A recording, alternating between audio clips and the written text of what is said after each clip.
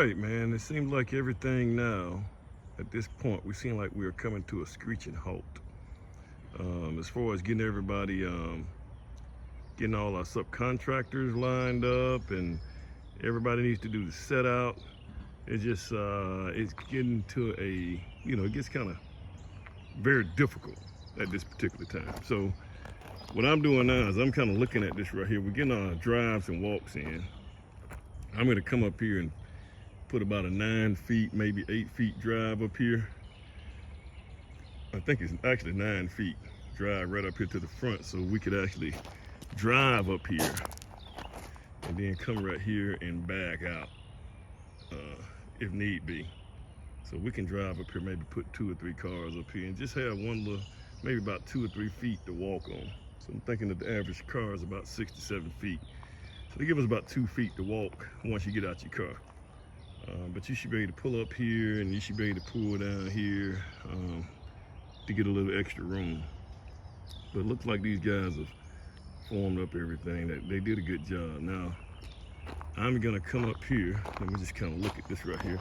We're gonna try to put a, I have the guys that kind of swell this right here, little part right here out a little bit. We'll take all that water and run it all the way back there by that skid steer and let it dump off in the back right there. Okay, that's kind of the idea. So we also have to come here and we're gonna put some 3-inch pipe. It's gonna go from this side to the other side, and I got it in the house. We'll run that 3-inch pipe so that the irrigation system can run through it, so the guy can run his irrigation through it. And we'll do one down here as well. Maybe about right there, we'll run another irrigation pipe, a pipe where he can get his irrigation in so he can put a zone on the other side over there. So that's what we have here now. In the morning, what I want to do is I want to come right here and put a couple of dowels in and epoxy those dowels in to the foundation wall behind the brick. So we epoxy that in, and then we'll run those dowels out and tie them in. And what we'll do is we'll pour that inside of the sidewalk of this little driveway. We'll pour it in there.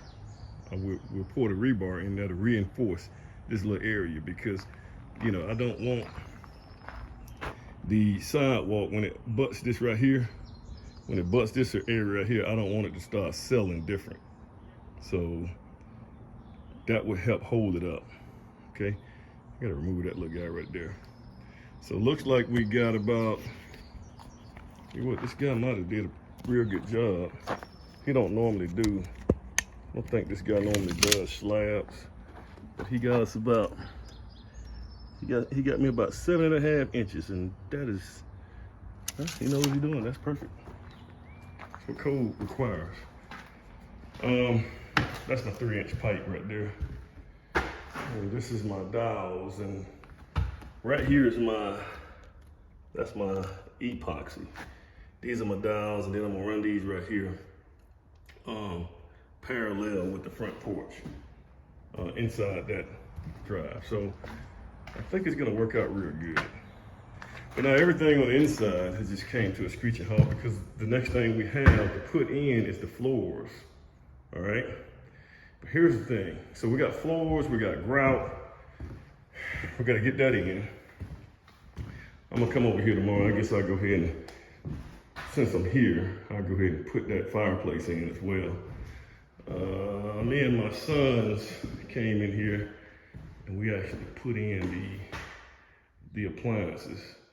The cool thing about this oven here is, you can connect it to the Wi-Fi and you can actually turn it on and off from home. Now, from remotely. Now, this right here is a nice little thing right here. This is your induction cooktop. So it's a Samsung induction cooktop. And you're supposed to be able to cook at better temperatures with that cooktop. So I just kind of covered it up so that these guys, my sons, won't kind of damage it. So we kind of got those in, and this is the time where you have to lock up the house. We have to lock it up. So now here's what you want to do. You want to make sure because the floors are getting ready to go in. But you want to make sure the drives are poured before the floors are put in. Okay? There's a reason for that. You want to make sure the drives and walks are put in before you actually get in here and you put grout on any of these floors. See, we don't have grout on these floors here. So before you put grout on these floors, you want to make sure that you have your drives and walks in. And the reason for that is because your subs that are trying to finish this thing up, they're gonna come in here. If they're just walking on dirt, they're gonna mess this house up. They're gonna drag sand in here. You know, I gotta clean it up once we get the drives in. We'll kind of dust it up real good. But those guys are gonna bring sand in here and they're gonna scratch up the floors. They're not gonna care. I'm not saying that all subs are like that. We got some subs that are very cautious. They're very conscientious of what's going on in the house. But for the most part, you just can't count on it. You have to expect the worst as a builder. So I try to expect the worst from the subs. If they do anything better than that, that's good. So that's another short video, guys. You guys have a good one. Thanks for tuning in. All right. We got a couple of things going on here. We got the dowels in, so we come here. And what we're gonna do here is we got this rebar reinforcement. And this rebar we drilled in here about 8 inches, and we epoxy this in. So it's actually going behind all the way to the foundation wall, the stoop wall, and it's anchored into that stoop wall. And when we pour the concrete, this concrete is gonna come up to about right here. So this right here is gonna be floated about right in the middle. You see this brick right here? So if you come right here, it's gonna be floated about right here. So it's gonna have about 4 inches of concrete on each side. All right. And what's gonna happen is you don't want the sidewalk to settle different than the house.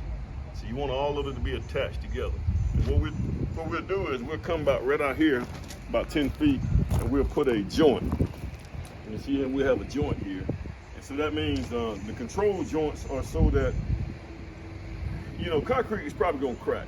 Even though we're gonna use fiber, it's gonna probably crack anyway, but you wanna make it less, you wanna make a control joint here, so you wanna control where it cracks. Does that make sense? Now right here, look right here, come right here, so you can see this pipe right here. So we put some 3-inch pipe here. Let's make sure that pipe. We put some 3-inch pipe here, and this is for your irrigation. Okay. So we're gonna have that there. And we got one right here as well that goes across that way. And now this is the pipe. So you come right here, buddy.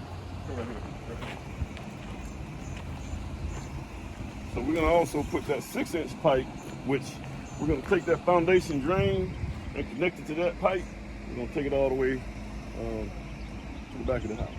Now we got another one over here that's over on the back here that I can just simply drain over on that side. But we don't want the foundation draining on top of the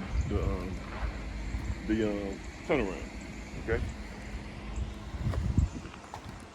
Okay.